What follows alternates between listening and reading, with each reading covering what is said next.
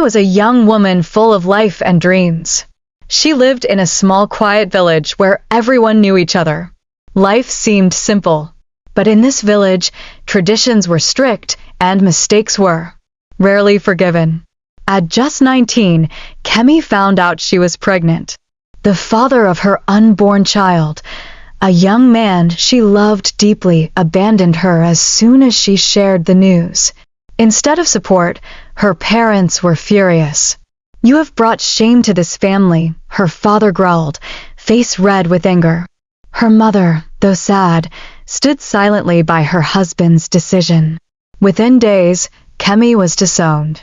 The villagers gossiped endlessly, calling her names and treating her like an outcast. "Who will marry a girl like that?" they whispered behind her back. Feeling broken but determined, Kemi decided to leave the village. She packed a small bag, carrying only a few clothes and the little money she had saved. With nowhere else to go, she traveled to a place she had only heard about in tales, the city. The bus ride was long. Her belly was growing heavier, and her back ached with every bump in the road. No one spoke to her. No one helped. But she kept her head high. When she arrived in the city, the noise and lights nearly swallowed her whole. Tall buildings reached for the sky like they were trying to escape something. Cars honked.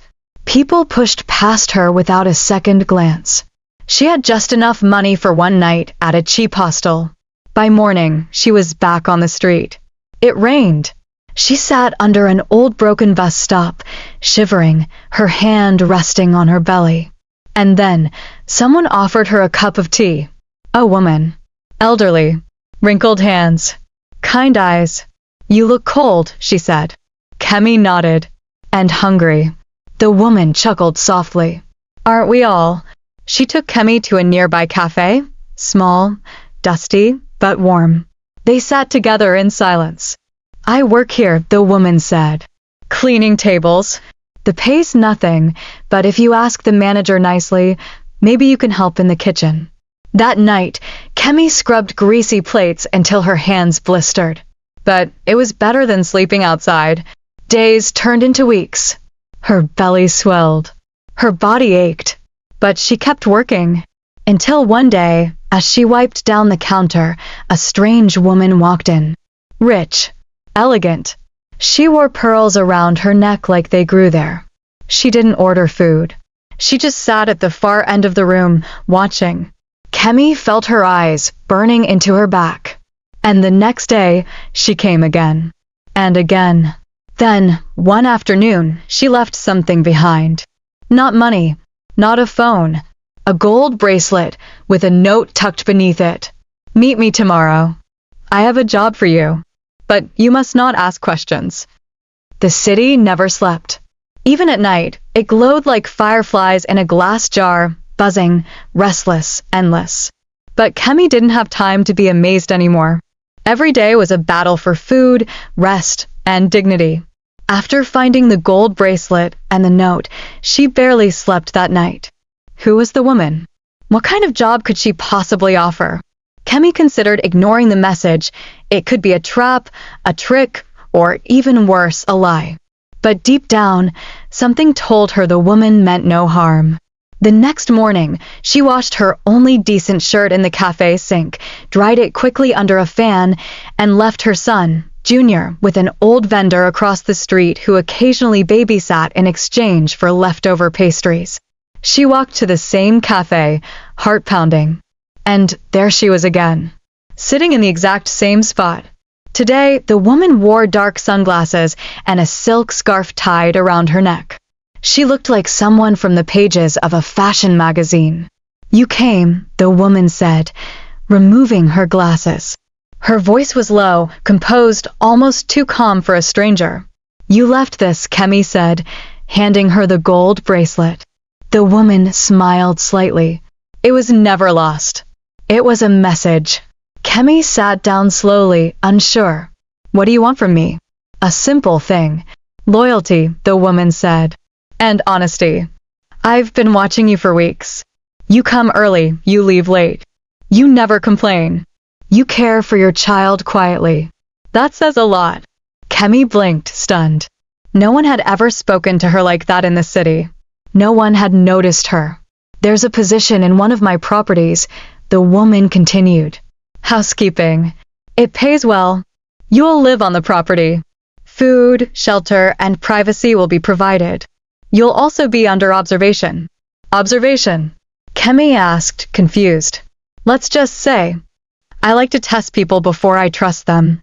Kemi hesitated. She didn't know this woman, not even her name. But the idea of shelter, food, and a safe place for Junior was too powerful to refuse. I'll do it, she whispered. The woman handed her an envelope. Inside was a single page with an address written in bold ink and a transport card loaded with city fare. Be there tomorrow. Pack light. And tell no one, the woman said. Not even your child, until you're inside. The following day, Kemi took Junior's tiny hand in hers and boarded the bus. The city passed by in blurs, markets, bridges, traffic snarls, and people shouting on sidewalks. But the farther they traveled, the quieter the streets became. The buildings changed from broken-down blocks to shiny glass towers.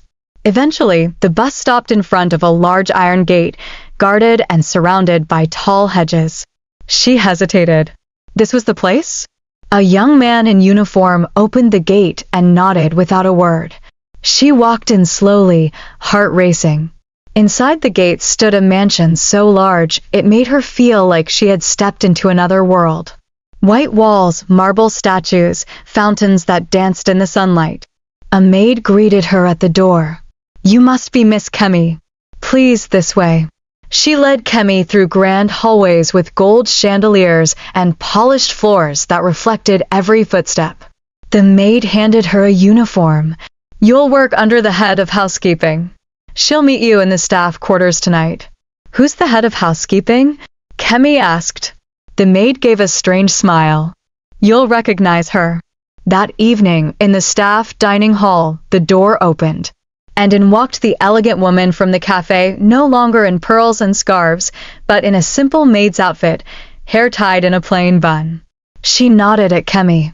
Welcome to your new home. Kemi stood frozen in place.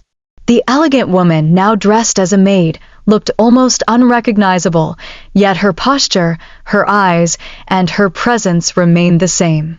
You, Kemi whispered. The woman smiled, unbothered. Yes. My name is Adelaide. Around here, I'm the head of housekeeping.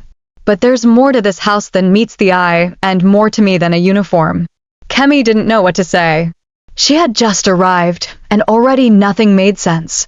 Mrs. Adelaide turned and walked slowly toward a hallway. Come. I'll show you where you'll stay. They walked past long marble corridors, past paintings older than Kemi's village. Every step echoed. Every corner smelled of roses and fresh linen. Finally, they arrived at a small but cozy room tucked near the staff quarters.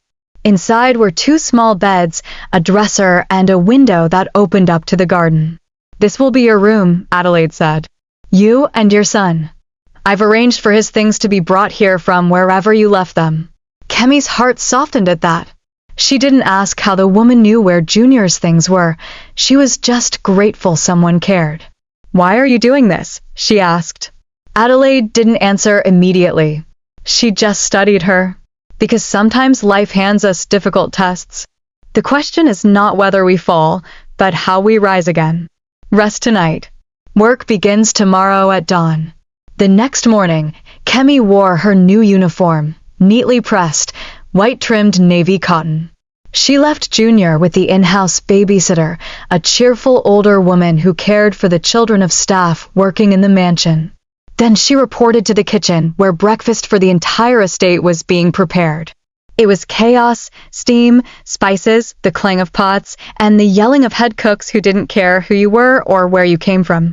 Kemi stayed quiet, taking instructions, learning quickly. Peel potatoes. Wipe counters. Set trays. Clean spills. By midday, she had already been asked to assist in dusting the West Wing's parlor room. There, she saw the first real glimpse of the mansion's true splendor: gold-framed mirrors, velvet curtains, floors so clean they shimmered. But she also noticed something else. Portraits. Large oil paintings hanging in the hall. A man in a tuxedo. A woman in a red gown. And one of a young man, standing tall in a crisp suit, expression proud, eyes piercing. That's Adrian, another maid whispered beside her. The only son. Billionaire heir. He's coming back this week. Kemi swallowed. So this was the real story. She wasn't just in a mansion, she was in his mansion. The son of someone powerful, someone rich, someone who would never notice a girl like her. But she reminded herself of why she was here. Junior. A second chance. A roof over their heads. Maybe even dignity. Over the next few days, she worked hard. She cleaned, folded, fetched, and fixed. No job was too small. No hour too long. And every now and then, Mrs. Adelaide would pass by and give her a nod of approval or a note with tiny corrections. One night, after her shift, Kemi returned to her room to find a box sitting on her bed. Inside were clothes for Junior, a tiny red jacket, socks, shoes, and a soft blue blanket. No note, no name, but Kemi knew who had sent it. Weeks passed, and Kemi settled into her new routine. Junior was healthy, laughing more, sleeping better. For the first time in a long time, Kemi felt almost safe. Until, one Friday morning, whispers rippled through the staff quarters. He's coming today, someone said. Adrian, the billionaire's son. The one engaged to that socialite girl, Zara. Everyone scrambled to polish floors, fluff cushions, and arrange flowers. Even the cooks doubled their efforts. By noon, the mansion smelled of citrus and honey-glazed lamb. Kemi didn't think she'd see him. He was the heir, after all, far above her class. But fate had other plans. Late that afternoon, she was arranging books in the private library when the door opened. She turned, and there he stood. Adrian. Tall, confident, tailored to perfection. But he didn't look at her like a man above others. He looked surprised. Curious. You're new, he said casually, stepping in. Kemi lowered her gaze. Yes, sir. Don't call me sir. It makes me feel like my father, he said with a smirk.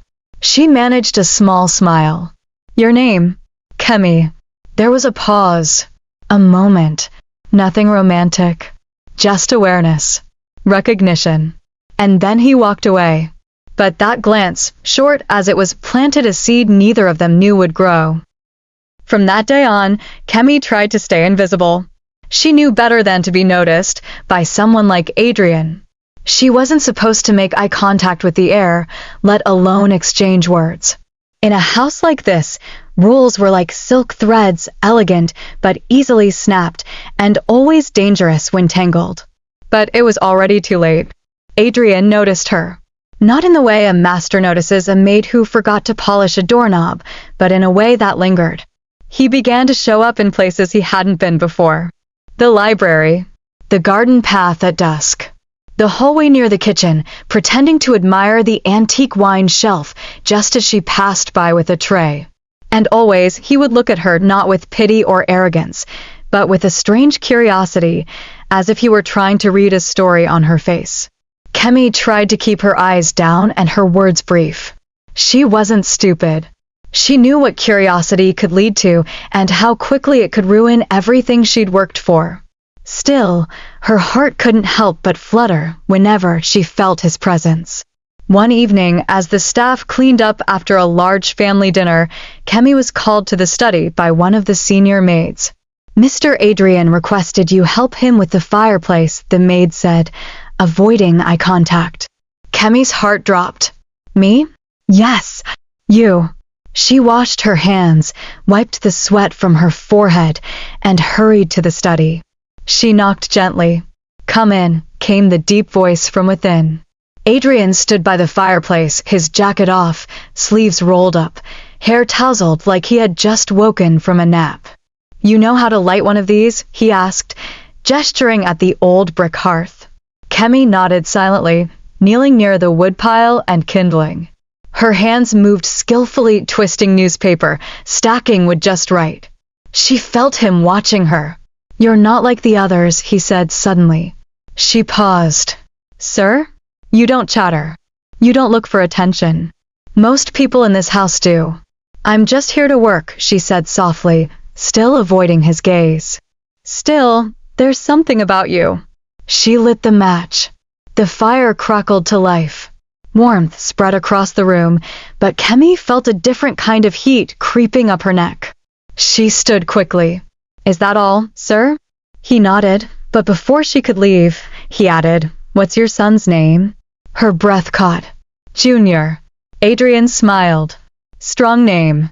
That night, Kemi sat by Junior's bed, brushing his curly hair gently as he slept. Her thoughts were tangled. The city had been cruel, yes, but here in this strange mansion, something new was unfolding. And she didn't know whether to trust it or run from it. The next morning, Mrs. Adelaide called her into the greenhouse. A quiet, airy place where roses bloomed year-round and the scent of lemon trees filled the air. Adelaide was watering orchids when Kemi stepped in. "You've caught his eye," the woman said without turning. Kemi's heart skipped. "I didn't mean to." "I know. That's why he noticed." Kemi stayed silent. Adelaide turned to her, eyes sharper now. "Do not be fooled, Kemi. Men like Adrian, they're not always what they seem. And this house? It's built on secrets. Some heavy enough to crush the ones who dig too deep." Kemi looked down. "Should I leave?" Adelaide walked closer and gently tucked a strand of Kemi's hair behind her ear. "No, dear. You should stay. But keep your heart locked. For now." That evening, as she tucked Junior into bed, she found something beneath his pillow. A tiny wooden toy soldier. Hand-carved, polished, and tied around its neck was a small ribbon, the same deep blue as the suit Adrian wore the first day she saw him. Kemi stared at it in silence, clutching it in her palm. Someone was crossing lines, and she didn't know whether it was kindness or the beginning of danger. The morning after she found the toy soldier, Kemi stood in the courtyard, her eyes fixed on the ground. The house was already stirring. Staff moved quickly, arranging flowers, preparing breakfast, fluffing pillows no one ever sat on. But Kemi's mind wasn't on chores. She clutched the toy soldier in her apron pocket like a secret waiting to explode. How did it get under Junior's pillow? Was it Adrian? Did someone see? Was she being watched? She needed answers, but more than that, she needed to stay invisible. Too much attention in a house like this could end her second chance. Just as she returned to the kitchen to begin scrubbing vegetables, Adelaide appeared. "You didn't sleep," the older woman said, not asking but knowing. Kemi glanced up, trying to keep her voice steady. "No, ma'am." Adelaide leaned closer. "The toy. You found it, didn't you?" Kemi's heart dropped. She didn't even ask how Adelaide knew. "I didn't ask for it," Kemi whispered.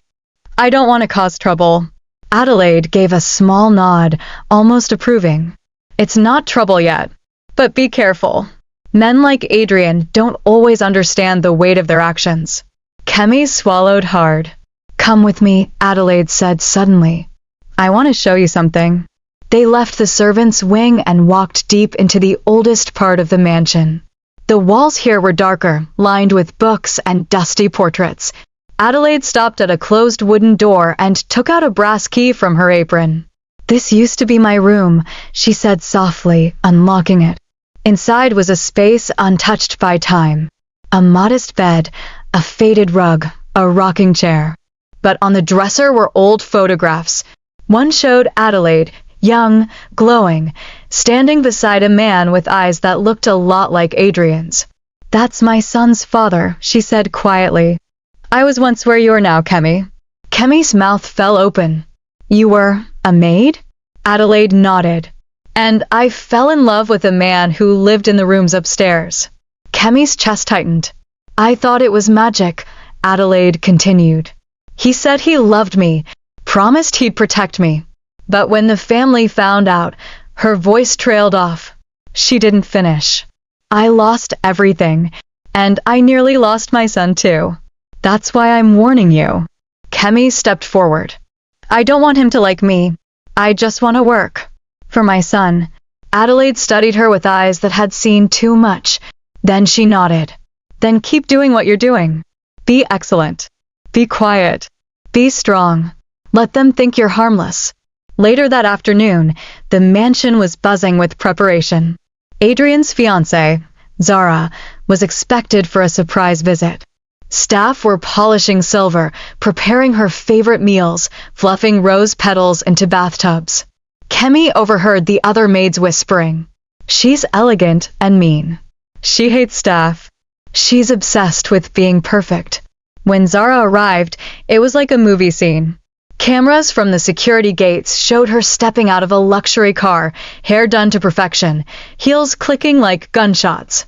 She walked in without a word to anyone except Adrian, who met her at the door with a forced smile.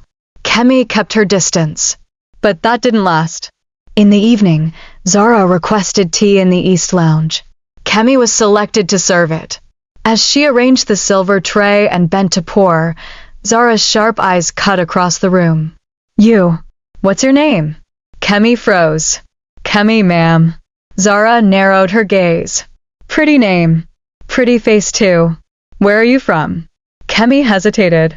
"A village outside the city." Zara's lips curled into a fake smile. "How quaint." Kemi remained quiet, her hands trembling slightly as she poured. Zara leaned closer and whispered, "You've caught someone's attention. Don't get used to it. Everything here has a place, and I always protect mine." Kemi held her breath. Later, as she walked back toward the staff wing, she passed Adrian in the hallway. He paused. "Did Zara say something?" Kemi shook her head. "No, sir." His jaw clenched. "She's complicated." Kemi didn't reply. She couldn't afford to. Not here. Not now. She entered her room and closed the door behind her, locking it. Junior was asleep. The toy soldier was back on the dresser. This time, it had a new ribbon. Red. The color of warning. From the moment Zara stepped into the mansion, the atmosphere changed. Her presence was like a perfume, sweet on the outside, but cloying and suffocating when you lingered too long. She walked with the confidence of someone born into power and behaved like a queen visiting her kingdom. But behind every smile was a threat, and behind every compliment a warning. And now, Zara had noticed Kemi. At first, it was small things. She would glance at Kemi longer than necessary during meals. She would pause when passing her in hallways. She once stood silently by the nursery door for almost a minute, watching as Kemi fed Junior, before walking away without a word. Kemi tried her best to ignore it, to focus on her work, to disappear into the wallpaper like the rest of the staff. But invisibility was becoming impossible. One afternoon, during a private brunch in the garden, Zara turned to Adelaide and said loud enough for others to hear, "You should really be careful who you hire these days. Some girls are just looking for husbands, not work." Adelaide's hands froze mid-pour as she filled Zara's teacup. Her face didn't flinch, but Kemi, watching from a distance, knew the older woman had caught the insult. Later that day, Adelaide pulled Kemi aside in the linen room. "She knows," she said plainly. Kemi's throat tightened. "There's nothing to know. I haven't done anything." "She doesn't care," Adelaide replied. "To a woman like Zara, your existence is a threat. And the more Adrian notices you, the more she'll come for you." Kemi clenched the bedsheet she was folding. "I didn't ask for any of this." "No. But here it is," Adelaide said. "Now you have to survive it." The tension grew thicker by the day. At dinner, Zara began making backhanded comments about motherhood. "Oh, I adore children when they belong to someone else." Or, "Isn't it strange how some women think having a baby means they deserve sympathy?" As if poor decisions should be rewarded. Adrian would sometimes glare at her, but he never spoke up. And Kemi knew why. Men like him were raised in a world of reputation and control. He couldn't afford scandal. Not with a high-profile engagement. Not with press, watching their every move. But his silence didn't stop the looks, the way his eyes followed Kemi across the room, the way he lingered when she passed by with a tray. And Zara noticed every flicker. Then one morning, it happened.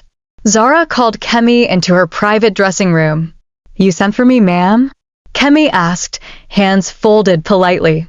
Zara stood by a mirror, adjusting diamond earrings. "Yes, I wanted to give you some advice." Kemi stayed silent. Zara turned, eyes like cold steel. "You may think you're clever. That shy, innocent act? It works on men, especially ones like Adrian. But I see through it. I don't," Kemi began, but Zara cut her off. "Don't play stupid. I know your type. Pretty, poor, desperate. But let me make this very clear, he is mine. And I will destroy anyone who tries to make him forget that." Kemi's breath caught. "I'm not trying to." "Good," Zara interrupted, stepping closer. "Then stay away, because I have the power to make you disappear. And no one will ask questions." The door slammed shut behind Kemi as she stumbled out of the room, heart pounding. She returned to the servant quarters, hands shaking. Junior was playing with his toy soldier again, now with no ribbon at all. She sat beside him, tears threatening to fall. She hadn't done anything wrong, but in a house like this, innocence didn't matter. Perception was power, and Zara was starting to twist everyone's. That evening, Adelaide came to her room. "She called the agency," Adelaide said softly. "She's trying to have you removed." Kemi's chest tightened. "What do I do?" "You stay calm. You stay smart. And you remember. I brought you here for a reason." Kemi blinked. "You did." Adelaide leaned in, her voice low. "This isn't just about testing you. It's about testing them." She stood up and opened the door to leave. But before she did, she added one final warning. "Don't let the fire burn you, Kemi. Let it forge you." Adelaide had said it before. This house was built on secrets. But Kemi didn't realize until now just how watched she was. After Zara's threat in the dressing room and the failed attempt to have her removed by calling the staffing agency, Kemi assumed things might settle. Instead, something shifted, something invisible but undeniable. She began to feel eyes on her at every turn. In the hallways, in the garden, even in the laundry room. The staff acted normal, polite, quiet. But there was a strange stiffness in their movements around her. Conversations would stop when she entered the room. Doors that were once open were now quietly shut. Even Junior began to pick up on the tension, clinging to her more than usual and waking up at night whispering, "Mama, someone's outside." One evening, while scrubbing the marble floor near the rear wing, Kemi caught something strange in her peripheral vision. She looked up and noticed a small mirror angled high above the hallway, one that didn't seem like part of the decor. It was positioned perfectly to view the path leading to the nursery. A chill ran through her. That mirror hadn't been there before. That night, Kemi approached Adelaide. "I think someone's watching me," she said. Adelaide didn't flinch. She reached for a teacup, poured hot water over loose leaves, and stirred slowly. "Not someone, Kemi. Everyone." Kemi frowned. "But why?" "Because I made sure of it." Kemi blinked. "What?" Adelaide placed the teacup in front of her and sat down. "When I brought you here, I didn't tell you everything. I wanted to see what you would do, how you would behave. You passed that part of the test." Kemi stared at her. "You're testing me?" Adelaide nodded. "Yes, and now they are too." Kemi was silent, confused and afraid. "I wanted to see who you really were," Adelaide continued. "So did my son. Adrian may not say it, but he's watching. Not just because he's drawn to you, but because he wants to know you. Your truth. Your weaknesses. Your loyalty. And Zara." Kemi asked. Adelaide's face darkened slightly. Zara knows she's being tested, but she doesn't know by whom. Or why. Kemi shook her head. "This is too much. I came here just to work. To take care of my son." Adelaide leaned forward. "And that's what makes you different. That's what makes you real. which is why I asked the cameras to be installed. Kemi's breath caught. Cameras? Adelaide nodded again. Only a few. Discreet. And only I have access. They're not there to trap you, they're there to protect you. Kemi's voice trembled. So you knew Zara tried to threaten me? I watched it live, Adelaide said calmly. And now I'm watching how everyone behaves around you. Kemi sank into the chair, overwhelmed. Adelaide reached for her hand. I was once the maid who loved a man I wasn't supposed to love. I had no protection. No one watching my back. I lost everything. I won't let that happen to you. Kemi looked at her with wide, disbelieving eyes. But why me? Adelaide smiled. Because my son, Adrian, is about to inherit not just wealth, but responsibility. And I'll be damned if he does that with someone like Zara by his side. The next day, Kemi began noticing even more. A butler who once ignored her now nodded with faint respect. Two maids who once whispered behind her back suddenly kept their distance. And Adrian, he no longer played coy. He started showing up more directly, offering to help her carry things, asking how Junior was doing, making sure she had what she needed. Each time they crossed paths, Zara's fury became more obvious.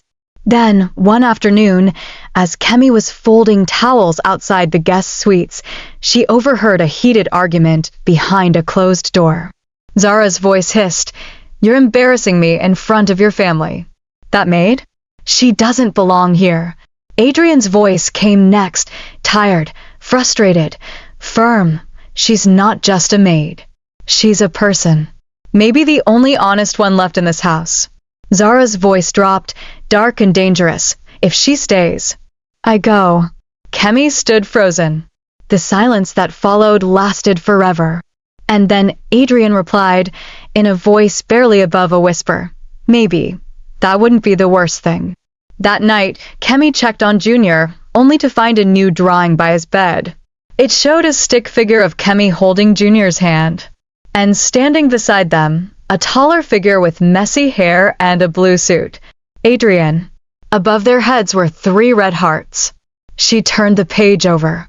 On the back, scrawled in Junior's toddler handwriting, were the words, "New family." Kemi sat down slowly, her heart torn between fear and something dangerously close to hope. The drawing haunted Kemi all night. She stared at it long after Junior had fallen asleep, his small chest rising and falling in gentle rhythm. The crude sketch was innocent, a child's imagination scribbled in crayon, but to Kemi, it felt like a storm was brewing on that piece of paper.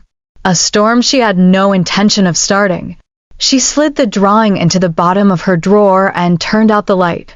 But the next morning, the storm didn't wait for her to wake, it came for her the moment she stepped out of the servant quarters. Zara was already in the corridor, dressed head to toe in pale lavender silk, with diamonds like thorns at her neck and ears. She was holding something in her hand. A small white box tied with a golden ribbon.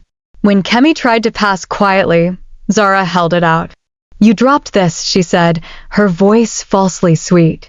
Kemi froze. "Excuse me." Zara forced a smile. "It was under the nursery door. I assumed it was yours." Kemi took the box slowly and opened it with trembling fingers. Inside was a baby bracelet, a beautiful gold band, delicate and shiny.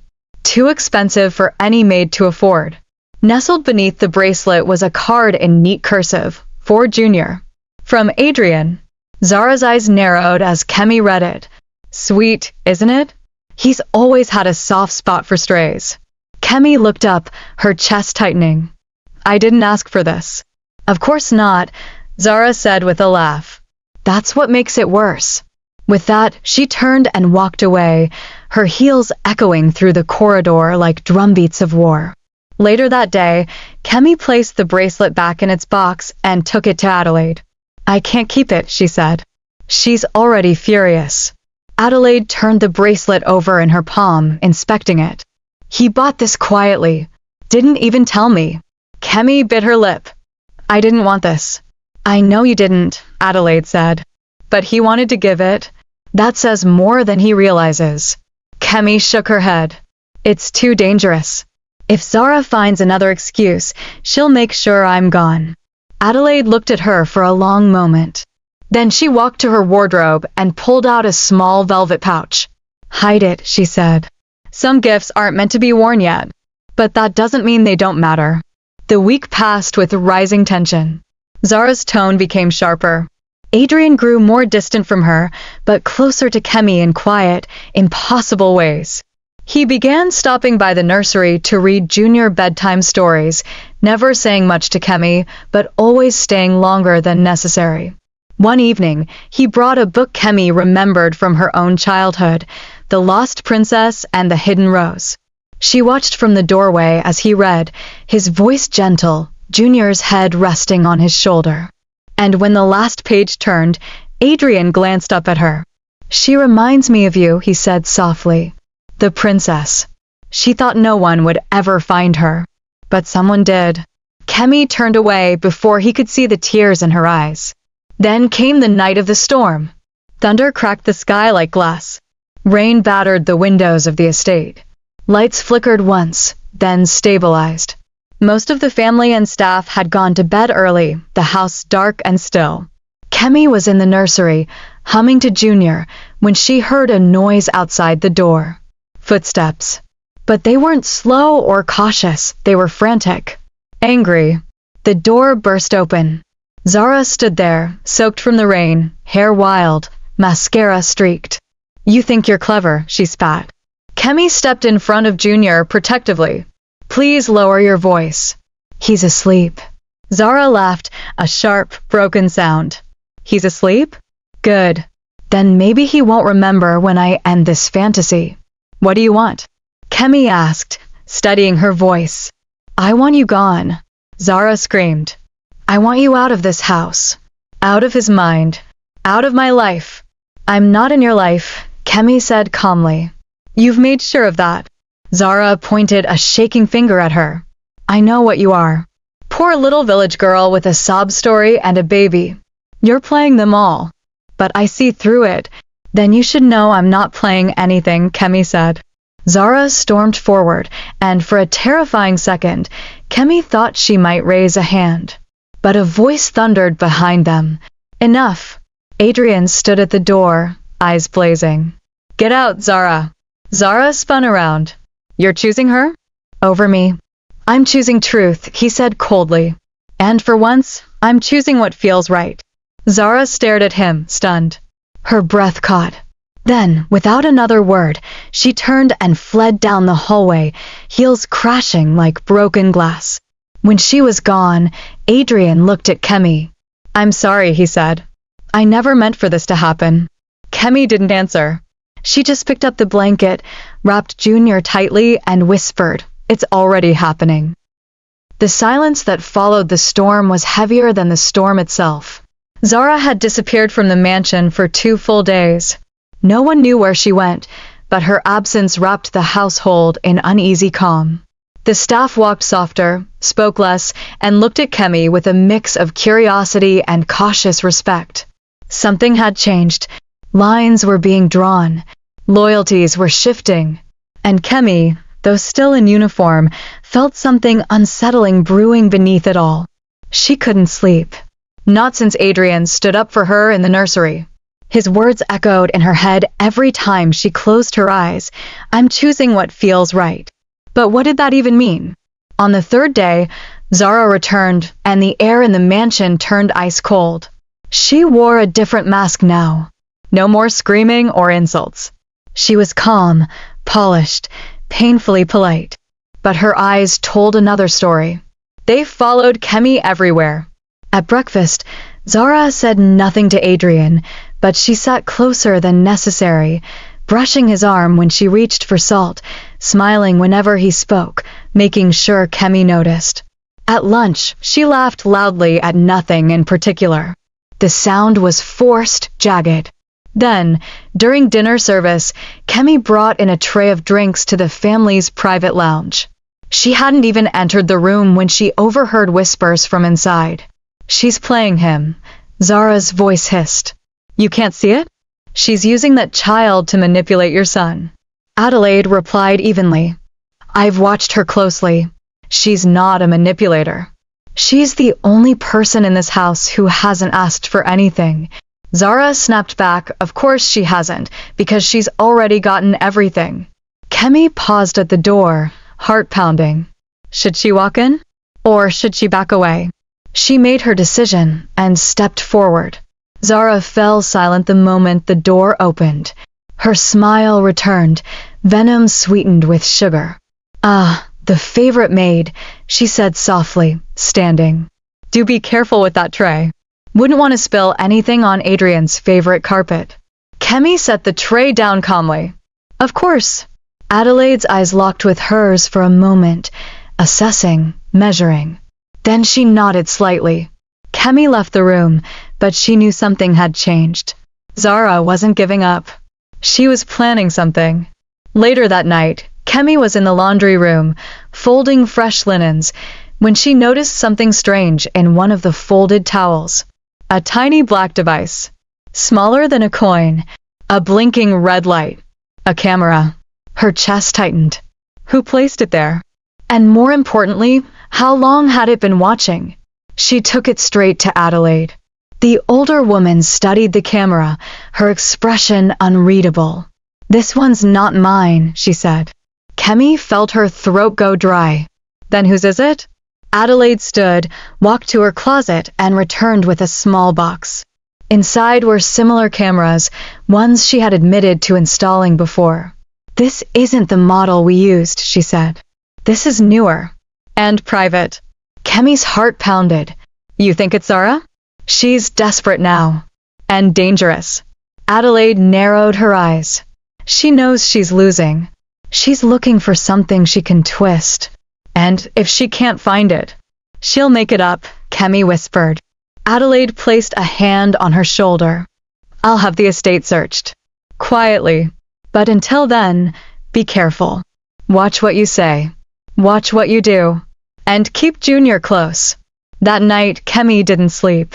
She sat by Junior's bed, holding his little hand, listening to the rain start again outside the window. She wasn't just a maid anymore. She was a target. And somewhere, behind some mirror or wall, someone might be watching. But she had no idea that while she kept watch over Junior, someone else was watching her.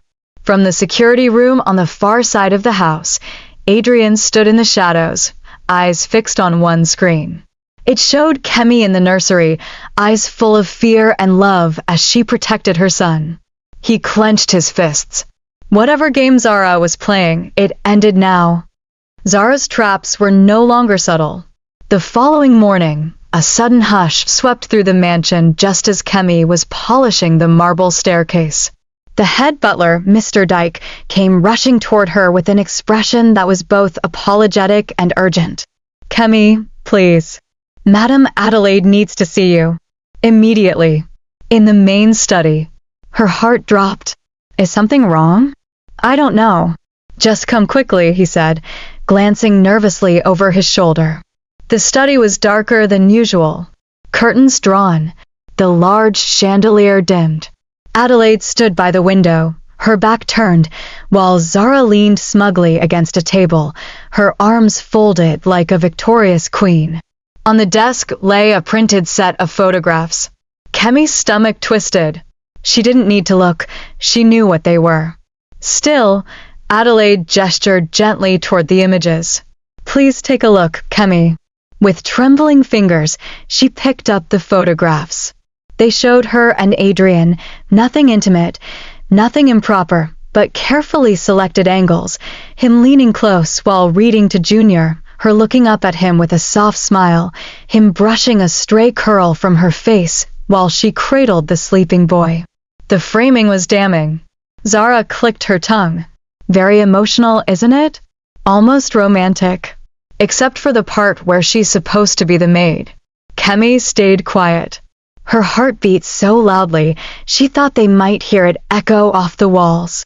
Adelaide spoke at last, her voice calm. Zara, how did you come by these photos? Zara smirked. A concerned staff member gave them to me. Anonymously. That's a lie, Adelaide said sharply. These were taken with a high-resolution camera from the East Wing's hidden corridor. Only someone with advanced access could manage that. Zara blinked just for a second, then smiled wider. "Are you accusing me of something, Adelaide?" "I'm observing facts," Adelaide replied coolly, "and noting how quickly you've produced these, conveniently timed." Kemi finally found her voice. "I didn't do anything wrong. I never invited his attention. I just work and take care of my son." Zara clapped her hands once, mockingly. "Oh, bravo. The helpless single mother routine again." Adelaide walked slowly around the desk and stood before Kemi. Her face softened. "I believe you," she said. Zara scoffed. "You what?" "I've watched her every day since she arrived. I tested her, watched how she handled the house, the child, even my son. She never once acted with ill intent." Zara's face turned red. "So what? You'll keep her here? Let her turn this house into her little kingdom." "No," Adelaide said, turning to Zara now. "But I will be watching you more closely from now on." She signaled to Mr. Dyke, who stepped into the room. "Please escort Miss Kemi to the West Quarters for tonight. And have security sweep the estate again. Every wing, every hall, every hidden camera." Zara stepped forward. "You can't be serious."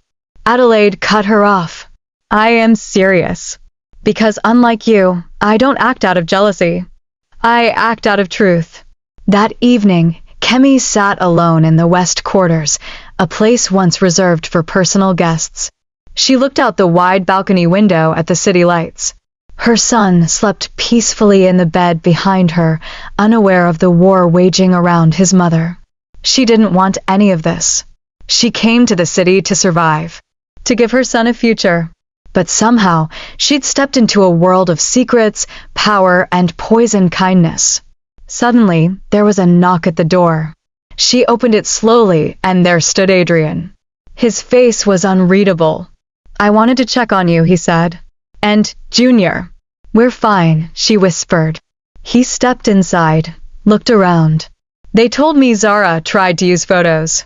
She nodded. "She's not done," he said. "I know." He looked at her for a long time. Then, slowly, he took something from his pocket, a small, velvet box. She blinked. "What's that?" He opened it. Inside was a key. A real one. Old, brass, carved with the symbol of a rose. "What's it for?" she asked. Adrian stared into her eyes. "For the truth. And everything that comes after." The weight of the brass key in Kemi's hand was heavier than she expected. Adrian watched her carefully as she traced the intricate rose symbol carved into the metal. The symbol seemed ancient, timeless, like a secret waiting to be uncovered. "This key," he began slowly, "opens a room in the West Wing. It's been locked for decades." Kemi's eyes widened. "A locked room? What's inside?" Adrian hesitated, then said, "That's what I want to find out. My mother told me stories about that room when I was a child, stories about family secrets, hidden truths, things she never fully explained. She said it was better left alone." Kemi's heart quickened. "And you want to open it anyway?" He nodded. "Because the truth doesn't stay hidden forever. Especially not when someone is trying to poison everything I care about." The city skyline glittered through the window as the night deepened.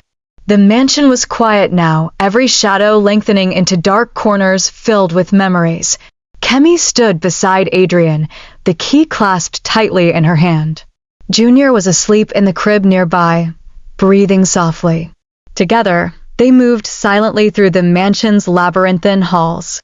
The West Wing was seldom used, its corridors dim and lined with dusty portraits of stern-faced ancestors. The air smelled of old wood and forgotten promises.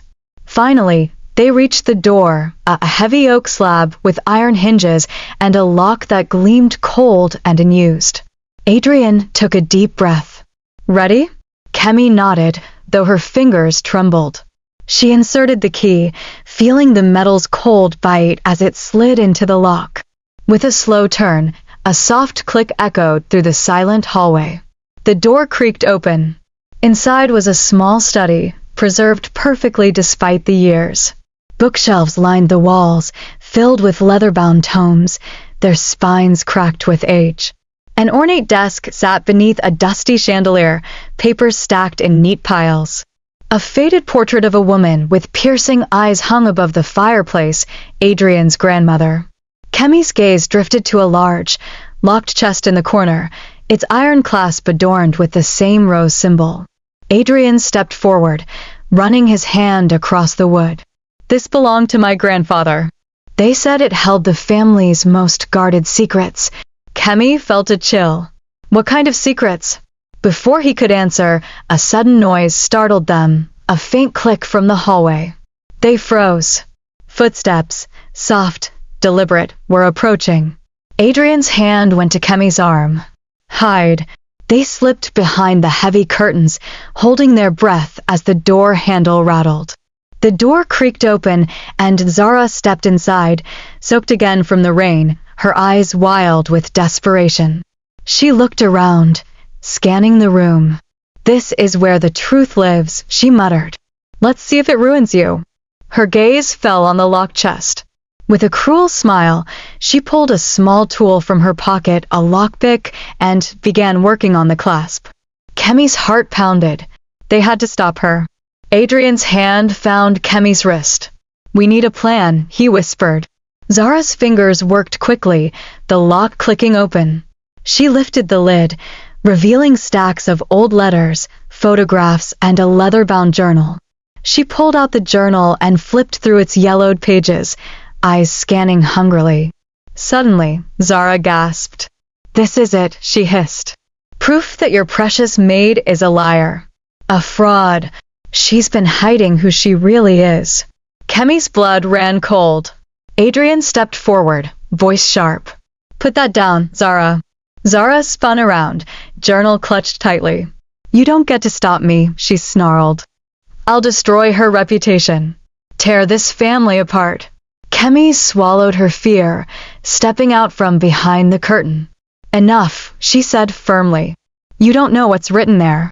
Zara laughed bitterly. "I'll know soon enough." Adrian moved swiftly, taking the journal from Zara's hands. He flipped it open. The pages were filled with a woman's handwriting, detailed accounts of love, betrayal, and sacrifice. As they read together, the truth unfolded. Adrian's grandfather had been a man torn between two worlds, loyal to family but haunted by forbidden love. The journal spoke of decisions made in secret, of children hidden away, of debts unpaid. Kemi's breath caught as she recognized a name, one that connected her to this family in ways she never imagined. Adrian looked up, eyes wide. "This changes everything." Zara staggered back, stunned. "You don't want this truth," Kemi said quietly, "because it means you lose." Outside, the storm raged on. Inside, the locked room's secrets spilled into the light, threatening to shatter lives and reshape the future. And as Kemi and Adrian stood together amidst the fading shadows of the past, one thing was clear. Their story had only just begun. The journal lay open between Kemi and Adrian, its fragile pages trembling slightly as if reluctant to reveal the secrets inked upon them. The rain outside hammered relentlessly against the windows, echoing the storm brewing in their hearts. Adrian's fingers traced a faded passage, his voice barely above a whisper. "My grandfather, he wrote about a child he hid away, a daughter born out of a forbidden relationship. He called her the shadow of the rose." Kemi's breath caught. "A daughter?" Adrian nodded slowly. "He wrote that she was sent away to protect the family's name, that no one should know she existed." Kemi's mind raced. The name in the journal, the same one she had heard whispered in her village in hushed rumors. Could it be? Could she be the granddaughter of this billionaire family? The bloodline she never knew she was connected to? Suddenly, everything made sense. The way Adelaide had looked at her, the kindness behind her scrutiny, the fierce protectiveness Adrian showed. But Zara's presence shattered the fragile peace. "You think this will save you?" Zara spat, eyes burning with hatred. "You're just a runaway girl playing at nobility." Adrian stepped between Zara and Kemi, his jaw clenched. Enough. Zara laughed bitterly. You're blind if you think the truth will make you safe. Secrets like these destroy families. Kemi straightened. Then maybe it's time for this family to face the truth. Adrian closed the journal gently. We'll need to investigate, find proof, connect the dots. And protect Junior. Zara's eyes flickered with rage. I'll be watching. Waiting. With that, she stormed out, leaving a heavy silence behind. In the days that followed, Kemi and Adrian worked quietly, digging through the family archives, piecing together the past. They uncovered letters, old photographs, and financial records hidden away for decades. Each discovery deepened their understanding, and the stakes grew higher. Adelaide, now a trusted ally, used her influence to shield Kemi from Zara's escalating schemes. The household staff, inspired by Kemi's courage, rallied behind her, providing support and whispered warnings. Yet Zara was relentless. She spread rumors, manipulated the media, and sought allies within the family's business empire, determined to discredit Kemi and reclaim her power. One night, as Kemi sat with Junior by the fire, Adrian appeared with urgent news. They found a leak. Someone in the company is feeding Zara information. We don't know who. Kemi's heart pounded. How do we stop it? Adrian's eyes darkened. By rooting out the traitor. And by standing stronger together. The mansion became a battleground of secrets and lies, trust and betrayal. But amid the chaos, Kemi found moments of hope in Adrian's steady presence, in Junior's innocent laughter, and in the unyielding truth they were uncovering. They were no longer just maid and heir. They were family, and they were ready to fight. The grand estate that once seemed like a fortress of comfort and tradition had turned into a labyrinth of suspicion. Every hallway whispered secrets. Every glance held unspoken questions. Kemi's days were filled with whispered conversations behind closed doors and cautious glances from those who once welcomed her, now wary of the storm brewing beneath the surface. Adrian was more distant, his focus sharp, but weighed down by the burden of family secrets and the threat Zara posed. Their alliance was strong, yet fragile, as they navigated a minefield of lies and half-truths. One morning, as the first light spilled through the tall windows of the mansion's library, Kemi sat alone at a massive oak table. Papers and photographs lay spread before her, evidence they had painstakingly gathered about the family's hidden past. Junior slept peacefully nearby, unaware of the silent battles his mother fought. Her fingers traced the lines of a letter, faded but resolute, written by her great-grandmother. An urgent plea for forgiveness and protection, never delivered. The letter spoke of love, sacrifice, and the pain of secrets kept to preserve a fragile social order. Lost in thought, Kemi barely noticed the soft footsteps approaching until a shadow fell over her. Still digging, Adrian said, his voice low but warm. She looked up and smiled faintly. It's the only way forward. Adrian sat beside her. Zara's games are escalating. She's bribed some of the staff and is using company insiders to sabotage us. We need to find the mole. Kemi nodded. And expose her. The following days were tense. The household became a chessboard of hidden alliances and covert moves. Kemi and Adrian worked closely with Mr. Dyke, the loyal head butler, to discreetly observe the staff, watch for suspicious behavior, and secure the estate's vulnerabilities. Late one evening, while Kemi was putting Junior to bed, she overheard hushed voices coming from the servants' quarters. Curiosity and caution warred within her as she crept closer. From the shadows, she recognized Zara's unmistakable voice, sharp and commanding. We need those documents by tomorrow, Zara hissed. The family can't know what I'm doing. A younger man responded nervously, but if anyone finds out, then they'll answer to me. Kemi's heart pounded. This was the proof she needed. Zara was orchestrating a campaign of deception and sabotage. The next day, Adrian confronted Zara in the main hall. The tension between them was electric. We know you're leaking information, Adrian said, his tone icy but controlled. It ends now. Zara's eyes sparkled with defiance. You think you can stop me? This family isn't as perfect as you want to believe. Adrian stepped closer. No more lies. No more games. Zara smiled coldly. You haven't seen the last of me. That night, Kemi and Adrian pored over the journal again, piecing together more of the family's hidden history. The more they uncovered, the clearer it became that their fight was not just about protecting a name, but about justice and truth long buried. Adelaide joined them quietly, her usual stern demeanor softened. You're stronger than you realize, Kemi. This family needs you. Kemi felt a surge of determination. For Junior. For the truth. For the future they could build together.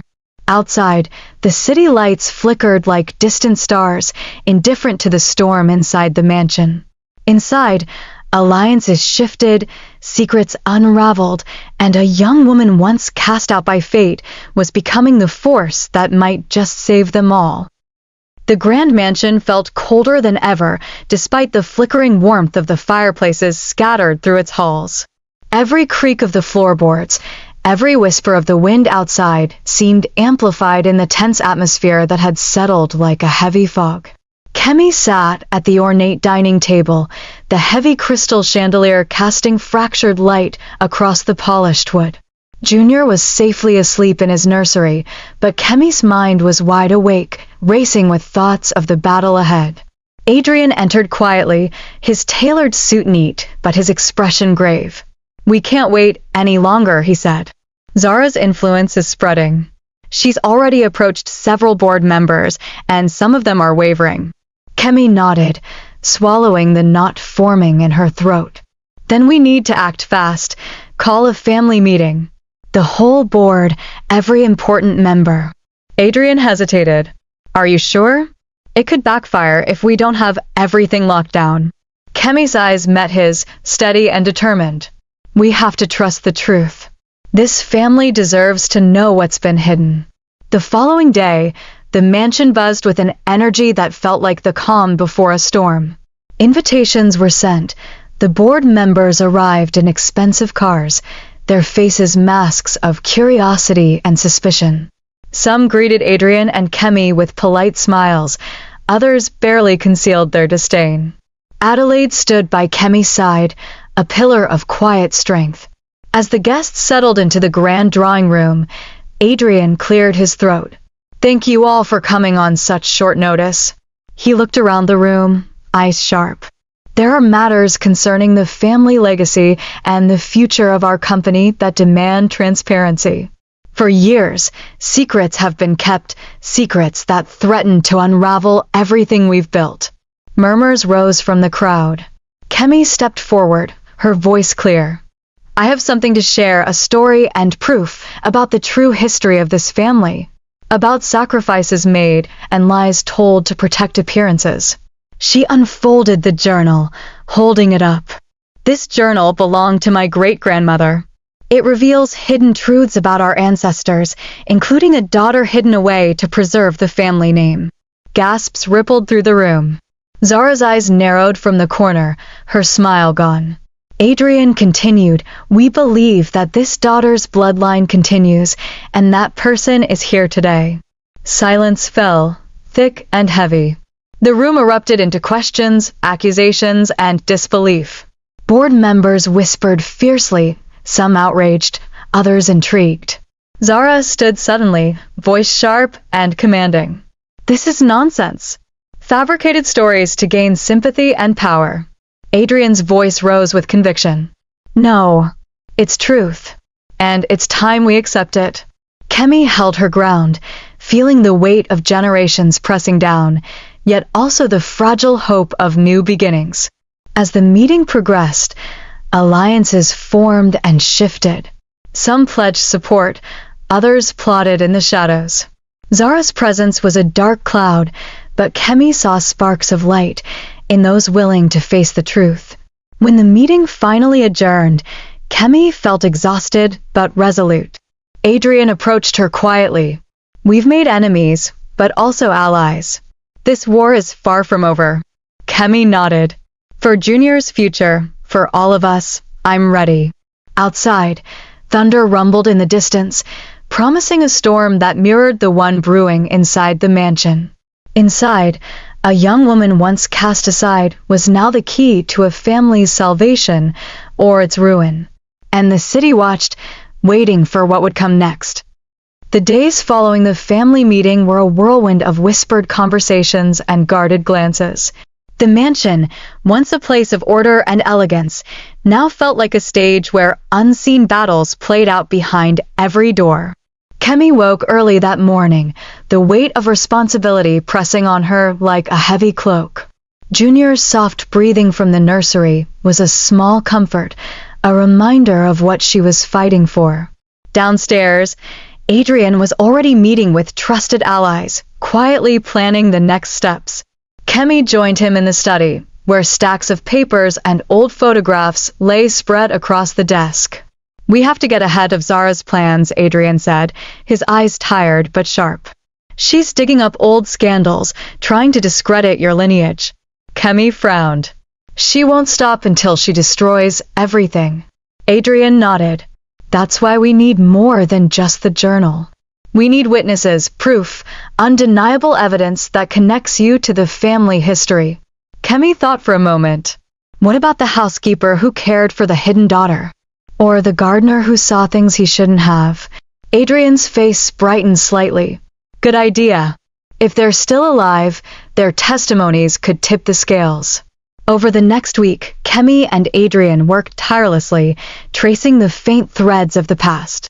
They found old neighbors, now elderly and wary, who remembered whispers and secrets long buried. Some were hesitant, fearful of reopening old wounds, but many were willing to help. One afternoon, Kemi sat with Mrs. Njeri, a gentle woman who had once been a maid in the family home. I remember the little girl, Mrs. Njeri said softly, her hands trembling. She was hidden away, like a ghost. They called her the Shadow, but she was a child, no different from any other. Kemi's eyes filled with tears. Do you know what happened to her? Mrs. Njeri nodded slowly. She was taken far away to keep her safe. But I swear she was loved. Meanwhile, Zara's attacks grew fiercer. She leaked false stories to the press, accused Kemi of fraud, and tried to turn the company's board against her. The media frenzy threatened to engulf them all. One evening, as Kemi returned to the mansion after a long day, she found Zara waiting outside, a smirk on her lips. You think you can play the victim? Zara taunted. This city will believe me, not you. Kemi stood tall, her voice steady. The truth will always find a way. Zara laughed cruelly. We'll see about that. Back inside, Adrian gathered the loyal staff and board members. We must stand united, he declared. For the family, for the truth. Kemi watched as the room filled with resolve. The battle was far from over, but now, with allies by her side and the past slowly coming to light, hope flickered brighter than ever. As night fell over the city, the mansion stood tall against the dark sky, a beacon of secrets revealed and battles yet to come. Kemi held Junior close, whispering a promise into the night. No matter what, she would protect her family's name and her son's future. The morning sun barely penetrated the thick gray clouds hanging over the city, casting the grand estate in a somber light that matched the turmoil inside its walls. Kemi stood by the massive window of the study, staring out at the sprawling cityscape. The distance between her past and present felt enormous, yet here she was, deeply entangled in a world she had only dreamed about. Beside her, Adrian shuffled papers and notes, each one a clue to unraveling the tangled web of deceit spun by Zara and her cohorts. Their alliance had grown stronger, built on shared purpose and trust, a rare commodity in the world of billionaires and family intrigue. Kemi, Adrian said softly, breaking the silence. I think we've found someone who might finally give us the proof we need. She turned to him, eyes alert. Who?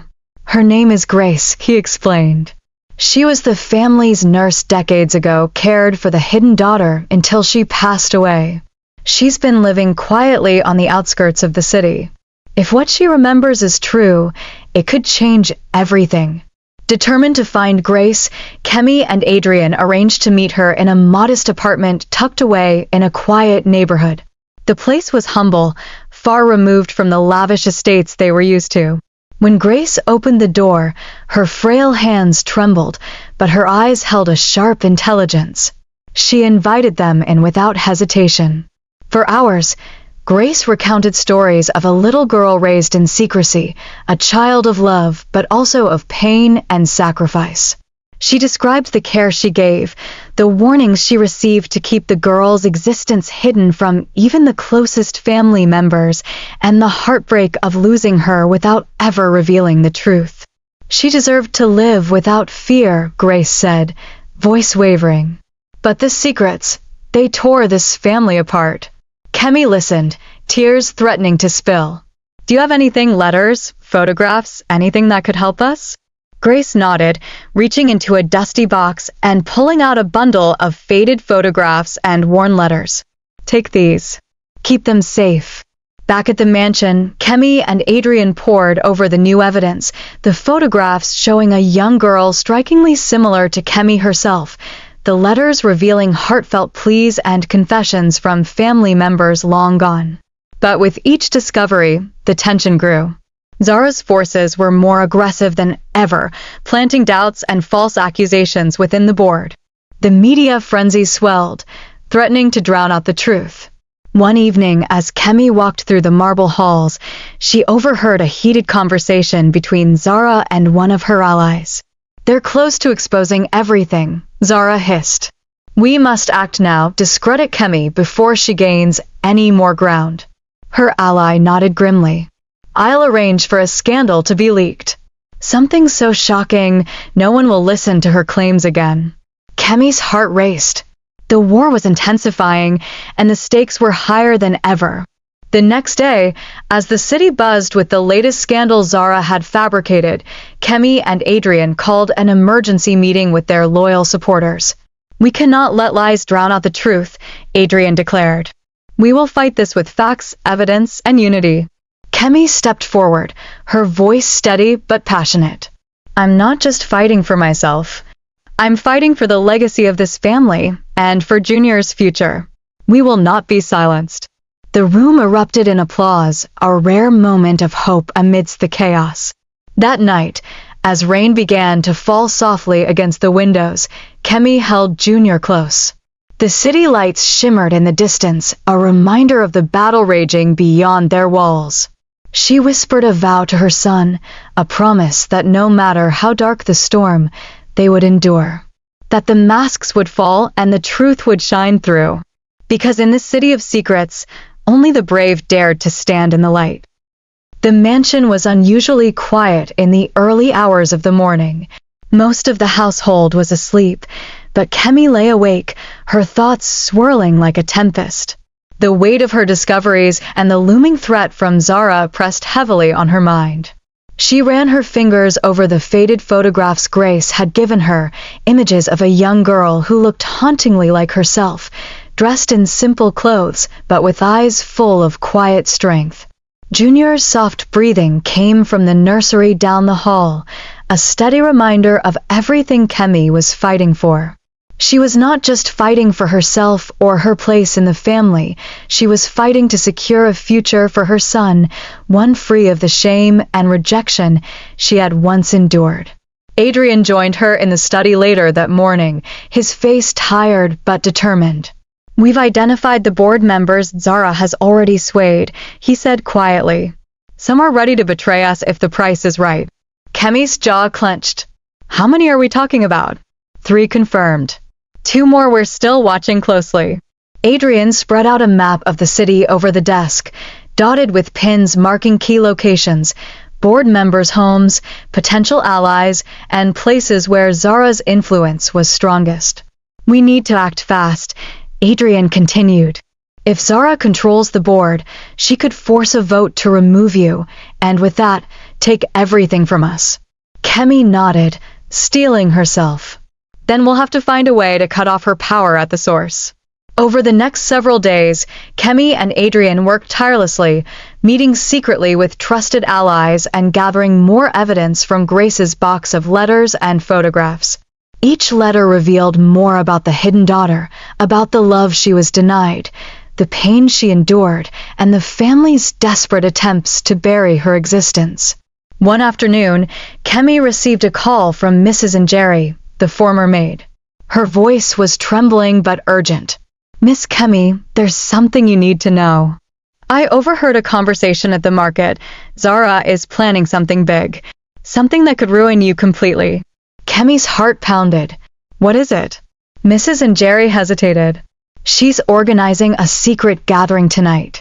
A meeting with some powerful people who want to see you out of the picture for good." Kemi and Adrian acted immediately. They couldn't afford to be caught off guard. Using contacts in the city, they located the venue, a private club downtown known for clandestine meetings. That night, under the cover of darkness, Kemi disguised herself in simple clothes, her usual elegance replaced by the plain appearance of a city worker. Adrian stayed close, blending in as a businessman. Inside the dimly lit club, whispers filled the air like smoke. Kemi's eyes searched the crowd, finally landing on Zara, radiant and cruel, surrounded by a group of influential men and women. They laughed easily, plotting Kemi's downfall. Zara's gaze flicked over the room, stopping on Kemi. Her smile was cold, a promise of the war to come. Kemi moved closer, listening as plans were laid to spread false stories, sabotage the family business, and even discredit the journal that had started it all. Adrian leaned in, whispering, "We need proof. We can't just expose her word against word." Kemi's mind raced. Suddenly, a man stepped forward, waving a folder thick with documents. "These are the contracts we'll use to force the company's hand," he said. "Signed by loyalists willing to betray the family." Kemi's heart skipped. This was the smoking gun they needed. Over the following days, Kemi and Adrian worked to gather irrefutable evidence from the secret meeting, recordings, documents, and witness statements. The board was called into an emergency session, the tension palpable. When the moment came to reveal Zara's betrayal, Kemi stood tall, her voice ringing clear through the marble halls. "We have uncovered proof of a conspiracy to overthrow the family's leadership, orchestrated by Zara and her allies," she declared. These documents and recordings expose their plans. The room erupted into gasps and murmurs. Some board members looked shocked, others avoided her gaze. Zara's facade cracked for a moment, a flicker of panic before she composed herself. "This is nothing but a smear campaign. Lies to cover up your own ambitions." Adrian stepped forward, placing a folder on the table. "The evidence speaks for itself." The vote that followed was tense and divided, but in the end, Zara's support crumbled. Her plan to seize control failed. As she left the mansion, defeated but vowing revenge, Kemi felt a flicker of hope. The battle was far from over, but for the first time, she saw a way forward, one where truth and justice might prevail. That night, Kemi sat by Junior's crib, whispering promises of protection and love. Outside, the city lights shimmered like stars, a reminder that even in darkness, light could break through. And the story was only just beginning.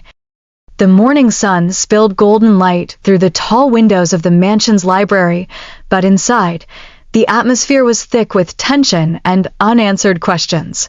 Kemi sat at the large oak table, the newly acquired documents spread out before her.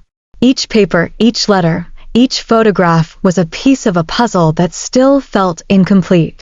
Adrian stood nearby, his brow furrowed as he reread a fragile letter from a long-deceased relative. "There's something we're missing," he muttered. "Something that ties everything together." Kemi's eyes wandered to the fireplace, where the flames flickered but gave no warmth to the chill she felt inside. "What could it be?" she whispered. Before Adrian could answer, the sharp knock on the door startled them. It was unusual for visitors at this hour, especially unannounced. Kemi rose cautiously and opened the door to reveal an elderly man with a weathered face and sharp, observant eyes.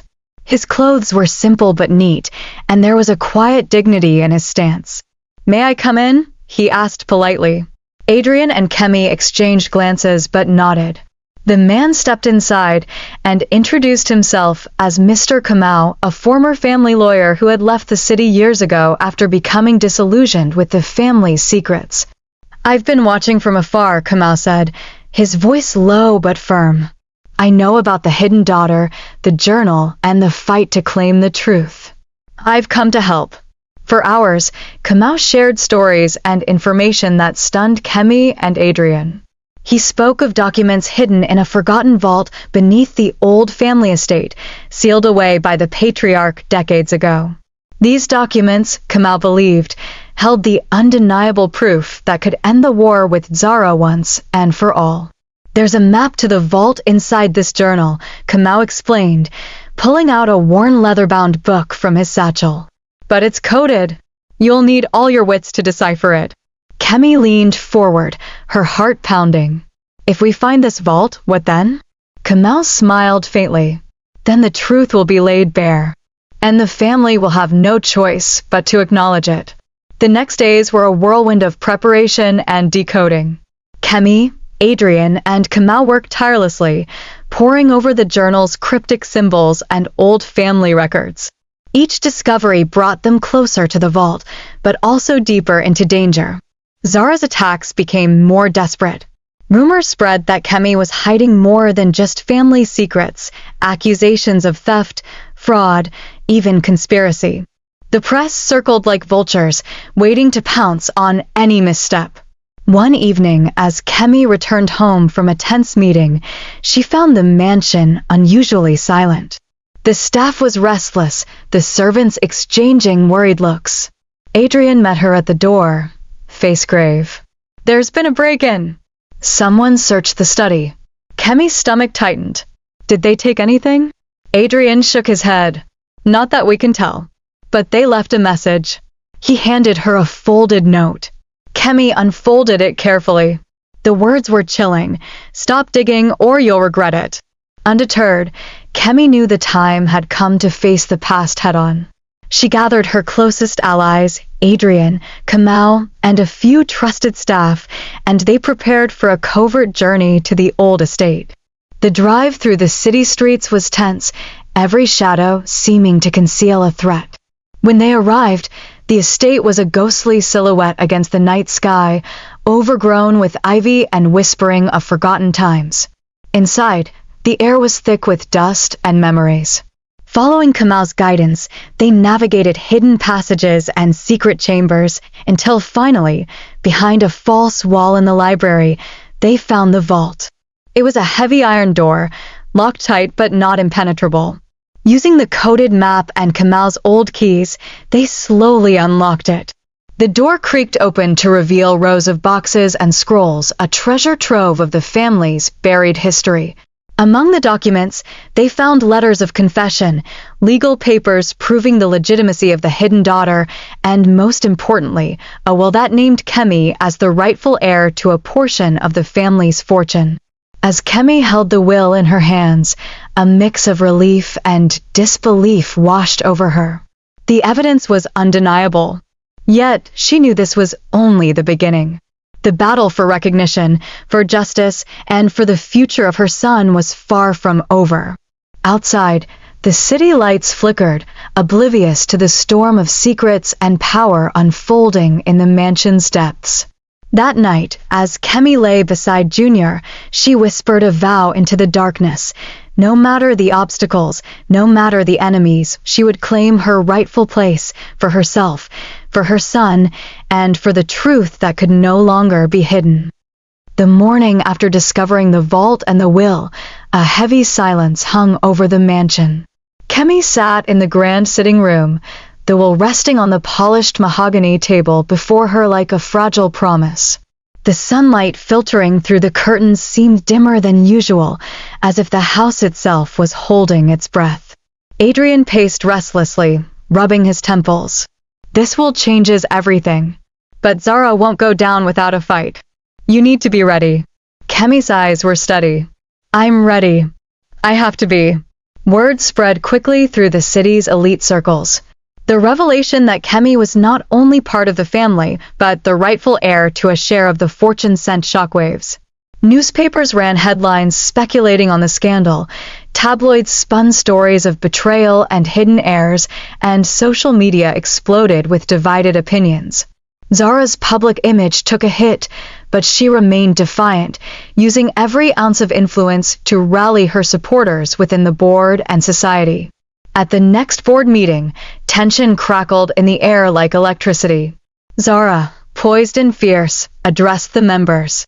These documents are forgeries, she claimed boldly. This whole revelation is a ploy to undermine the family's legacy. Kemi stood to respond, voice steady but passionate. The truth cannot be denied. I have the proof, and I am here not to destroy the family, but to heal it. Behind closed doors, the battle intensified. Zara and her allies launched legal challenges, attempting to invalidate the will, questioning every detail. Lawyers bombarded Kemi with demands and threats, trying to wear her down. But Kemi found strength in unexpected places. Mrs. Njeri, the former maid who had been her confidant, organized a group of loyal staff members ready to testify in her favor. Kamal, with his legal expertise, helped untangle the complex web of lies and deceit. Adrian coordinated with financial experts to safeguard the company's assets from sabotage attempts. One evening, as Kemi was preparing for a crucial court hearing, a knock at the door startled her. It was Zara, unannounced, her eyes blazing with anger and something deeper. You think you can take everything from me? Zara hissed. This family belongs to me. Kemi met her gaze without flinching. It belongs to all of us, to the truth, to justice. Zara sneered. You're playing a dangerous game. Before Kemi could respond, Zara's expression softened for a fleeting moment. Be careful, Kemi. Some secrets are better left buried. With that, she turned and left, leaving a chill in the room. The court battle stretched on for weeks, a grueling test of endurance and will. But with each hearing, Kemi's case grew stronger. Witnesses came forward, evidence was verified, and the judge's demeanor shifted from skepticism to cautious respect. Throughout it all, Kemi remained grounded by Junior's innocent smile and Adrian's unwavering support. She knew this fight was not just for her, it was for every woman who had been silenced and every truth that had been hidden too long. Late one night, after a particularly tense day in court, Kemi received an unexpected visitor, her father. The man who had once disowned her now stood before her, eyes filled with regret. I was wrong, he admitted quietly. I let pride and fear blind me. I want to make things right if you'll let me. Kemi's heart ached, but she nodded. It's never too late to change. As the city buzzed with anticipation, Kemi prepared to deliver her final statement in court. The future of her family, her son, and her own identity hung in the balance. She took a deep breath and stepped forward, ready to face whatever came next. The courtroom was packed. The air felt thick with anticipation, whispers bouncing off the polished marble walls like waves. Cameras clicked relentlessly, reporters jotted every word, and behind the scenes, the city held its breath. Kemi sat quietly, hands folded, feeling the weight of every soul in the room. This wasn't just a legal battle, it was a fight for dignity, truth, and a future free from shadows. Adrian sat beside her, a calm anchor in the storm. Kamal had prepared every detail meticulously. Even her father, now reconciled and quietly supportive, was present, his presence a sign of the distance Kemi had traveled from the girl once cast out. The judge called the courtroom to order. We are here to finalize the matter of the inheritance and the rightful heirs of the Lawrenson estate. Kemi rose, steady despite the pounding of her heart. The room fell silent. She began, voice clear and resolute. Honorable judge, respected members of the court, and everyone present, today is not just about money or titles. It is about truth. about acknowledging the mistakes of the past and making amends. She paused, letting her words settle. My story began in a small village where I was judged and cast out, but my journey brought me here, to this family, this legacy, which I share as much as anyone else. She recounted the evidence, the letters, the secret will, testimonies from loyal staff, even the testimony from her own father about the mistakes of pride and tradition. Zara's legal team challenged every point fiercely. They argued the will was forged, the witnesses biased, the entire story a ploy for money and revenge. But Kemi countered with facts and logic, unraveling their arguments with precision. Adrian provided evidence of financial manipulations Zara's camp had tried to use to discredit Kemi. Throughout the day, tensions rose. At one point, Zara stood and accused Kemi directly. "You're a liar. You want to destroy everything I built. This family belongs to me." Kemi met her eyes calmly. "This family belongs to truth, justice, and love, not to pride or greed." The judge listened intently, weighing every word, every piece of evidence. Finally, after hours of deliberation, the court fell silent. The judge spoke slowly with gravity. "This court recognizes Kemi Lawrenson as the rightful heir, as stipulated in the authenticated will dated 10 years prior." A collective gasp filled the room. Kemi felt tears sting her eyes, relief, vindication, and the overwhelming sense that her struggle was not in vain. Zara's expression hardened, but the fight in her eyes dimmed, a silent concession. Outside, the press erupted with headlines proclaiming Kemi's victory. That evening, back in the mansion, a quiet celebration unfolded. Family members, old and new, gathered. Kemi held Junior close, feeling the weight of a future now open and full of promise. Her mother approached, a soft smile replacing old resentment. "Welcome home, Kemi." For the first time in years, Kemi felt truly seen, truly accepted. But beneath the celebration, Kemi knew the story was far from over. New challenges would come, the family's secrets were many, and healing would take time. Yet, tonight was a triumph of hope and courage. And Kemi was ready. The mansion's grand hall was bathed in the soft glow of candlelight, the flickering flames casting long shadows on the ornate walls. The celebration of Kemi's legal victory had slowly died down, but the night was far from over. While the others mingled and laughed, Kemi stood by the window, staring out at the city's skyline, its dazzling lights a stark contrast to the storm still swirling inside her. Adrian approached quietly, sensing her restless thoughts. "You did it, Kemi. You've won what you deserved." She turned to him, a faint smile tugging at her lips, but her eyes heavy. "Yes, but winning the battle doesn't mean the war is over." The truth was, the revelation of the will and her rightful place had opened a floodgate of old secrets long buried beneath the family's polished surface. The very next day, an anonymous package arrived at the mansion, addressed simply to Kemi. Inside was a bundle of faded letters and photographs, evidence that pointed to a darker past involving the patriarch himself. Among the letters was one, written in a shaky hand, that hinted at betrayal, a lost fortune, and a secret pact that had shaped the family's destiny decades ago. Kemi's heart pounded as she read, realizing the family's fortune might be tainted by lies deeper and more dangerous than she had imagined. Determined to uncover the full truth, Kemi called a meeting with Adrian, Kemi, and her newly reconciled father. "We need to dig deeper," she said, voice steady despite the unease gnawing at her. "If this family's foundation is built on betrayal, we must face it head-on." Adrian nodded, pulling out his laptop. "I'll start tracking down these leads. The city archives, old financial records, even private correspondences."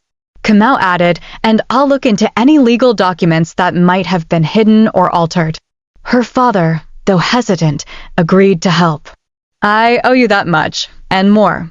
As days turned into weeks, their investigation led them into the shadowy corners of the city's past, abandoned buildings, forgotten offices, and encounters with people who remembered the old family differently. One evening, while searching through a dusty archive, Kemi found an old diary belonging to the patriarch's first wife. The diary spoke of love, heartbreak, and a mysterious disappearance that had never been explained. The entries suggested a cover-up, a family secret so carefully guarded it had been erased from public memory. The deeper Kemi and her team delved, the more resistance they faced. Unknown threats emerged, intimidating phone calls, strange figures watching from a distance, even an attempted break-in at the mansion. Zara, though publicly defeated, seemed to be rallying allies in the shadows, her anger now a dangerous weapon. Kemi realized that the legacy she had inherited came with peril, and that the price of truth might be higher than she had ever imagined. One night, as Kemi reviewed the diary by candlelight, she heard footsteps outside her door. Her heart raced. Was it a friend or foe? The door creaked open slowly, and to her shock, it was Mrs. Njeri, the loyal former maid. "I found something you need to see," Mrs. Njeri whispered, handing her a small envelope sealed with wax. Inside were documents that linked Zara's family to the darkest secrets of the Lawrenson fortune, proof that could change everything once again. Kemi's mind swirled with questions and fears, but beneath it all was a fierce determination. The story of her family, her past, and her future was still being written, and she was ready to face every shadow. The next morning dawned with a heavy gray sky, as if the city itself felt the weight of what was about to unfold. Kemi sat alone in her study, the wax-sealed envelope from Mrs. Njeri resting on the desk before her. Her hands trembled slightly as she broke the seal, revealing a stack of old documents, photographs, and handwritten letters. Her eyes scanned the pages intently. The documents detailed financial transactions dating back decades, implicating Zara's family in illicit deals and betrayals that had secretly siphoned wealth from the Lawrenson estate. More disturbingly, there were letters suggesting that some family members had gone to extreme lengths to conceal these truths, even threatening those who dared to reveal them. Kemi leaned back in her chair, the room spinning around her. She had thought the battle for her rightful inheritance was the hardest fight she would face. Now it seemed the stakes were far higher. Adrian entered quietly, carrying 2 cups of coffee. "I see you found something big," he said, nodding toward the documents. Kemi met his gaze, the fire in her eyes rekindled. "This is more than big. It's explosive. If we expose this, it could destroy Zara completely, but it could also shake the entire city's elite." Adrian set down a cup and sat beside her. "We need to be careful. This isn't just about money or family pride anymore. This is about power, influence, and survival." They agreed to convene a secret meeting with Kamau and Kemi's father at a discreet location to plan their next steps. That afternoon, in a quiet cafe tucked away from prying eyes, the 4 gathered. Kamau spread out the evidence on the table, carefully analyzing each piece. "This is a legal goldmine," Kamau said, voice low but confident.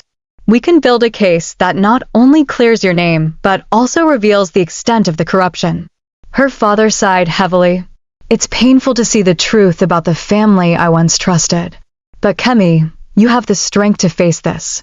As they devised their strategy, Kemi knew they had to move swiftly but cautiously. They arranged for trusted allies to help protect the evidence and prepared to approach investigative journalists who had a reputation for fearless reporting. Meanwhile, Zara was not idle. From the shadows, she rallied her network of influential contacts, determined to crush Kemi before the scandal broke.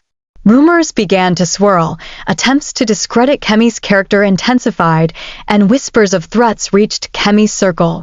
One evening, while Kemi was at the mansion reviewing documents with Adrian, the power suddenly went out. The house was plunged into darkness. A chilling silence filled the air, broken only by the distant sound of footsteps outside. Adrian moved quickly, retrieving a flashlight. "Stay close," he said. Kemi's heart hammered as they cautiously navigated the dark halls, senses heightened. Whoever was behind this was sending a clear message: back off. Undeterred, Kemi and her team pressed forward. They scheduled a confidential meeting with the journalists, handing over the mountain of evidence under strict conditions of anonymity. Within days, a series of explosive exposés rocked the city. The newspapers published detailed accounts of the Lawrenson family's hidden betrayals, Zara's involvement, and the shadowy dealings that had shaped the family's fortunes. Public opinion shifted dramatically. Zara's once untouchable reputation crumbled as more people came forward with corroborating stories. Yet, amid the chaos, Kemi remained grounded by one thought: protecting Junior and ensuring her family's legacy was rebuilt on truth and justice. One afternoon, as she walked through the mansion's garden with Junior in her arms, Adrian approached with a smile. "We've made it through the storm," he said softly. "But this is just the beginning of rebuilding."